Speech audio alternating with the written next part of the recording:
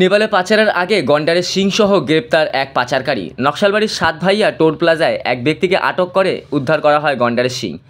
SSB 41 নম্বর battalion ও টুগুড়িয়াঝড় বন দপ্তরের যৌথ উদ্যোগে উদ্ধার 1.25 কেজি ওজনের গন্ডারের সিং। ধৃত অজিত কুমার সিং মণিপুরের বাসিন্দা।